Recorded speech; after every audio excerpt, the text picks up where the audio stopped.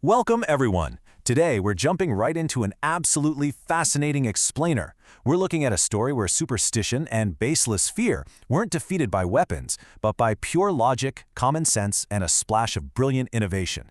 It's called the Cool Cave Kitchen.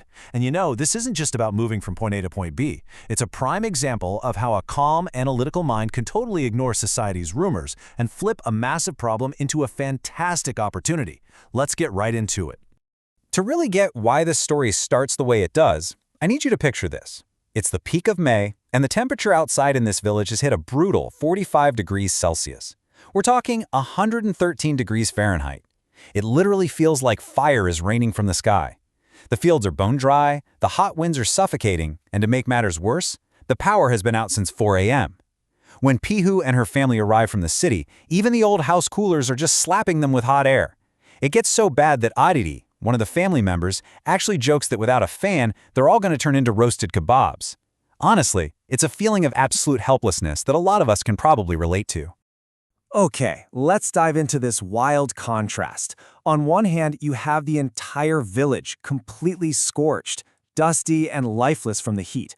But on the other hand, just a short distance away, there's this hill with a lush green patch. Now, when Pihu spots this from her roof, her analytical brain immediately kicks into gear. She's thinking, wait a minute, if the intense heat is drying up everything down here, how on earth is that hill so green? Logic dictates that the environment up there must be naturally cool and hold moisture, right? But getting to that greenery and naturally cool air wasn't easy. And the crazy thing is, the obstacle wasn't a physical wall or wild animals. It was something much stronger, deep-rooted fear. Up on that hill was a massive cave, perfectly cool by nature, but completely abandoned.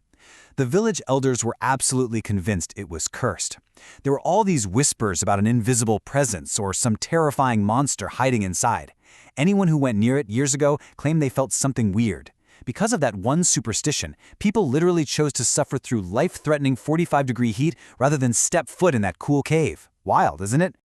Now, Pihu's reaction to all this is just brilliant. When she arrives, one of the village elders, Vaibhav Kaka, actually taunts her, saying city folks like them will give up and run back home by tomorrow. But Pihu, she doesn't even flinch. She just calmly and confidently replies, I brought not just suitcases, but a cool mind to find a way out of this heat.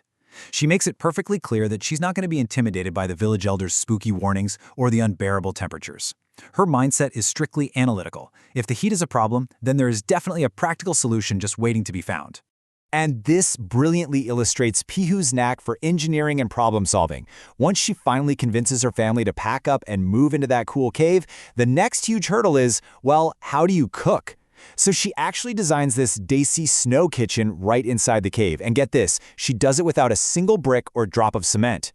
First, she sets up 4 heavy stones as a sturdy base. Second, she places a wide, flat stone on top so it acts exactly like a modern kitchen counter. But the real stroke of genius was step 3, a PVC pipe. She took a pipe she brought from the city and routed it through a small crack in the cave roof. This meant all the smoke from the stove went straight outside, keeping the inside perfectly cool and completely smoke-free. I mean, this is the literal definition of Desi Jugaad. And if you're not familiar, that's not just a catchphrase. It's a highly resourceful, innovative approach to problem solving using extremely limited, everyday materials. Pihu completely embodied this concept. She took a place that the entire village considered terrifying and uninhabitable, and just through sheer common sense and observation, transformed it into a luxury nature retreat.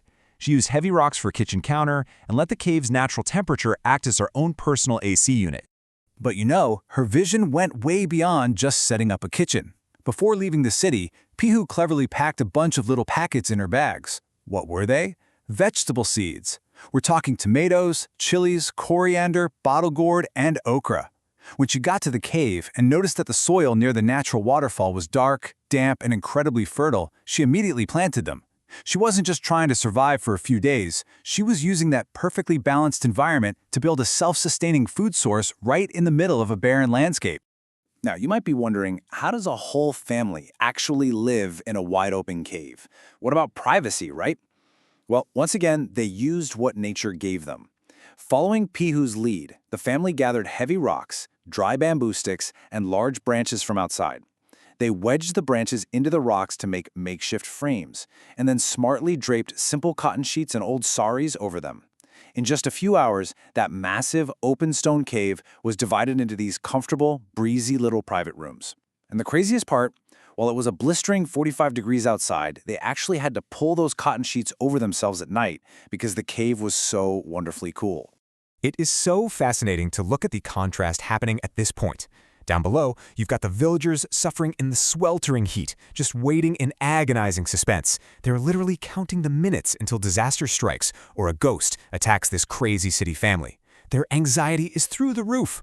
But meanwhile, up on the hill, the family is lounging in a peaceful oasis. They're chilling in cool breezes, listening to the soothing sounds of the waterfall, and eating fresh, hot meals.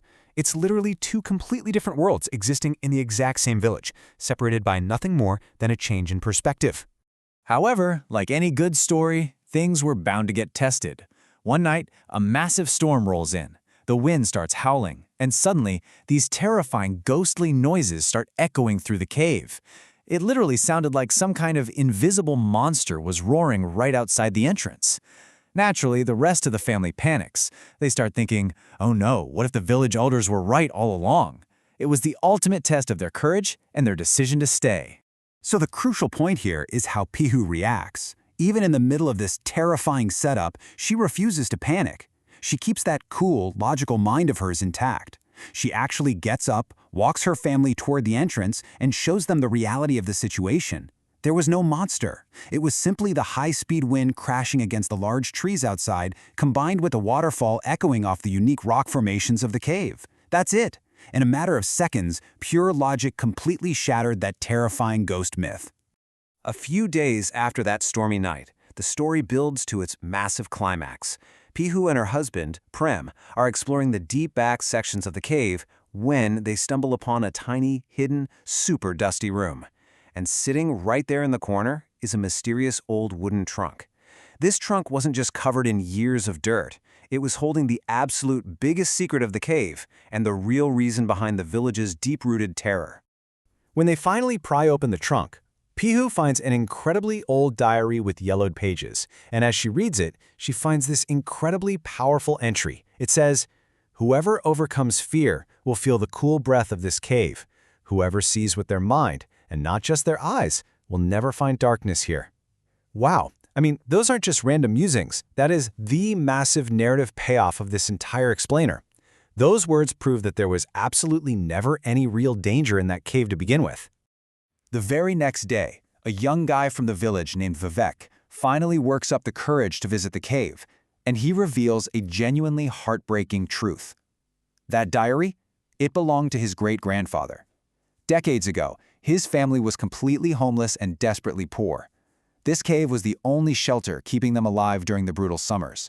But they were terrified that someone stronger, or the other villagers, would eventually kick them out and take it.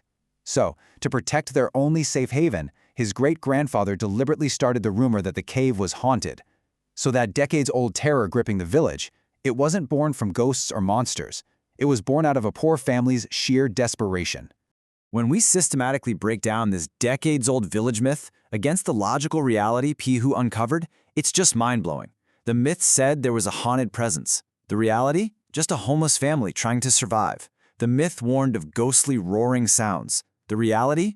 Nothing more than wind and a waterfall echoing off rocks. The village believed it was cursed, dangerous land.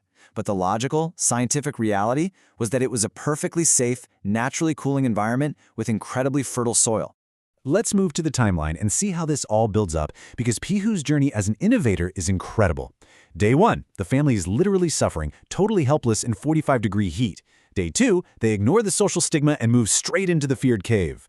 By week 1, Pihu has used 0 construction materials to build a fully functional kitchen and plant a self-sustaining farm. And by week 4, not only are they harvesting their own fresh crops, but they've completely debunked a decades-old superstition and revealed the truth to the entire village. And that brings us to such a heartwarming conclusion. Once Pihu's little farm really took off, we're talking bright red tomatoes, fresh okra, and the smell of coriander filling the air. She did something amazing. She took the very first harvest of those cave-grown vegetables and gifted them directly to the skeptical village aunties who were terrified of the place on day 1. That simple act of kindness completely shifted the community's attitude. Soon, the same villagers who were paralyzed by fear were walking up the hill to enjoy the fresh food and cool breeze. A space that was kept empty by fear was turned into a welcoming community hub by pure logic and generosity. So, as we wrap up this explainer, I want to leave you with a question to chew on. Is there a fear in your mind right now that's stopping you from trying something new or taking that next big step? And more importantly, is that fear actually based on facts, or is it just an old rumor you've accepted as truth? Remember, just like Pihu dismantled a generational myth with a bit of common sense and a PVC pipe, you can tackle your biggest obstacles with a cool, analytical mind. Next time you're scared to try something, look for the logic first. Until next time, keep questioning things and keep learning.